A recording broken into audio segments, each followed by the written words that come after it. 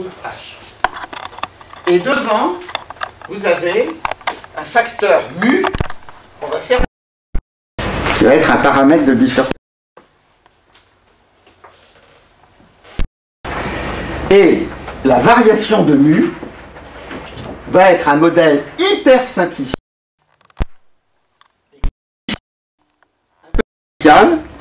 dans laquelle le sujet se trouve. Et ces conditions, des drogues, etc., induisent une augmentation de la capacité d'excitabilité de V1. Et donc, lorsque mu va devenir assez grand, l'état de base, qui correspond au fait que vous ne voyez rien, alors, les aires visuelles sont très actives quand vous ne voyez rien, et vous considérez que c'est un état de base. Cet état de base va bifurquer, va devenir instable, va bifurquer, et vous allez avoir un état qui ne correspond pas au fait que vous ne voyez rien, et vous allez voir quelque chose. Et ce que vous voyez, c'est une hallucination. Voilà. Donc c'est ça l'idée du modèle. Donc mu, modèle, ce qui se passe au niveau de certains neurotransmetteurs, etc.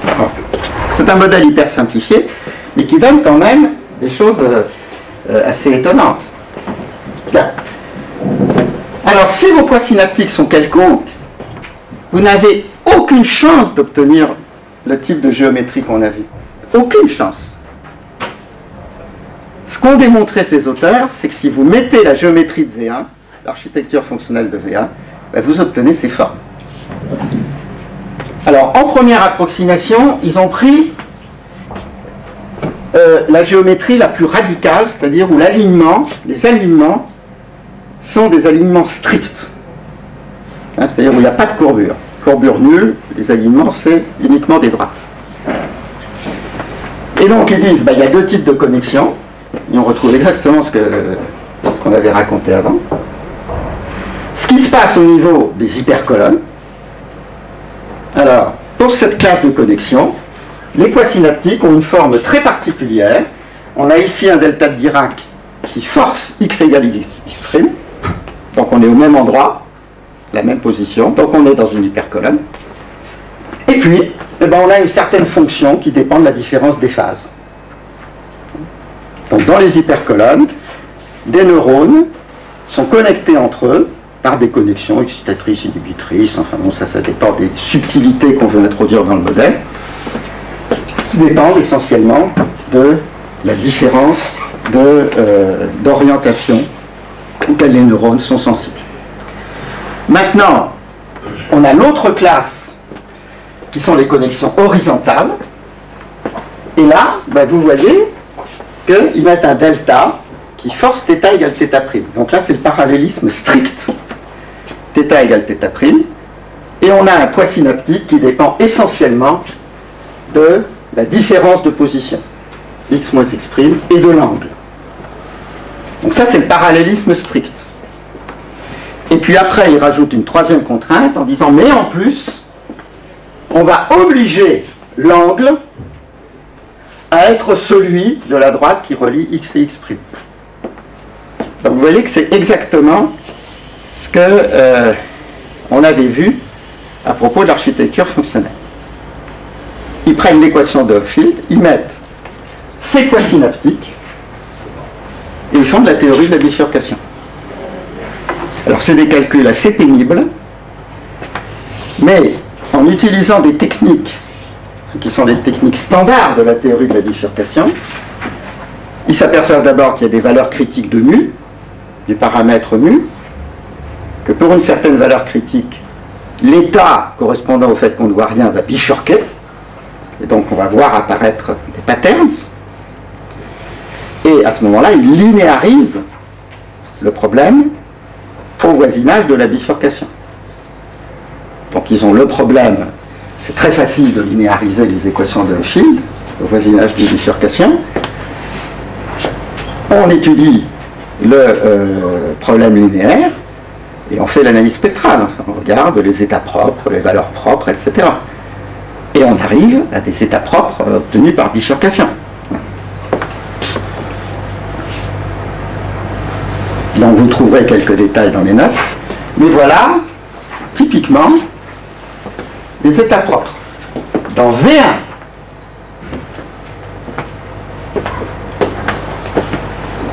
en voilà d'autres. Ça, c'est des états propres de ce système-là. Hein, les calculs sont absolument explicites. Hein, et alors maintenant, comment on arrive aux hallucinations? Là, on va retrouver quelque chose dont vous aviez parlé. C'est qu'on fait l'hypothèse que ces états de V1, le système visuel les interprète comme s'il y avait un input, comme s'il y avait une image, comme si c'était une image externe qui donnait exactement ce pattern. Donc on doit regarder la projection de la rétine sur V1. Et comme vous l'aviez déjà expliqué, hein, c'est essentiellement un logarithme complexe. Hein.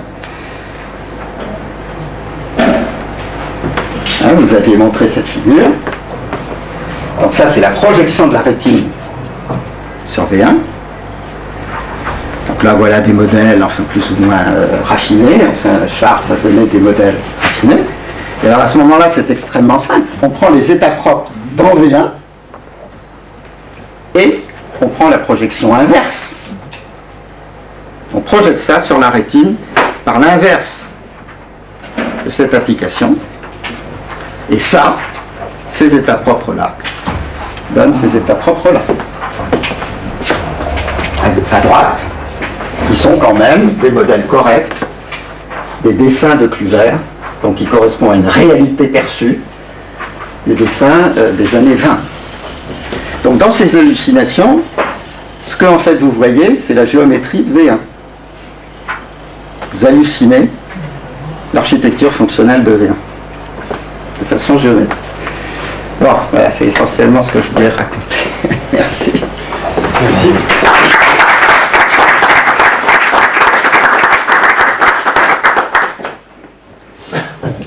Au niveau des couleurs, finalement. Ah ça, les couleurs, j'en ai pas parlé du tout. Ouais. Mais il y a l'équivalent, la théorie s'applique aussi. Ah, ça, je sais pas. Ça, j'ai pas du tout regardé. Le côté des couleurs. Ça, je sais pas. De toute façon, dans V1, c'est les blobs hein, dont on a parlé. C'est des sortes de prémices du traitement des couleurs. Hein. On va descendre avec. C'est dans V4 qu'il y a la constance, couleur, etc. Donc ça, je ne sais pas. Enfin, si je dois dire que je me suis surtout intéressé aux problèmes géométriques. Donc, et là, on parle d'images fixes. Hein. Alors ça, c'est des images fixes, mais alors depuis, il y a eu, ce groupe-là a déjà fait plusieurs thèses.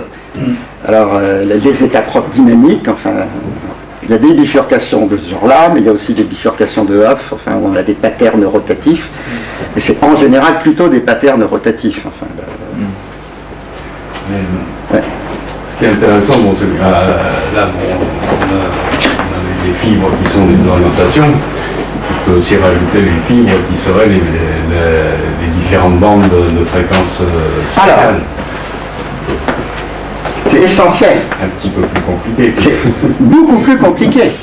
Ça, c'est les choses les plus élémentaires. Hein, c'est vraiment le niveau première année. Hein. Parce qu'il y a plein d'autres paramètres et d'autres dimensions qui sont implémentés dans les couches corticales. C'est quand même incroyable. Alors vous prenez les pinwheels. C'est des roues d'orientation. Ben, il y a la distance sur le rayon. Comment vous baladez sur le rayon, les pinwheels. Là, vous avez un degré de liberté. Ce degré de liberté, c'est essentiellement la fréquence spatiale. Donc vous avez déjà la fréquence spatiale. Ensuite, quand vous regardez vraiment ce qui se passe dans les colonnes, j'ai dit qu'il y avait une redondance pour la position-orientation. Alors c'est vrai, vous avez essentiellement les mêmes patchs de Gabor, les mêmes dérivées de gaussienne.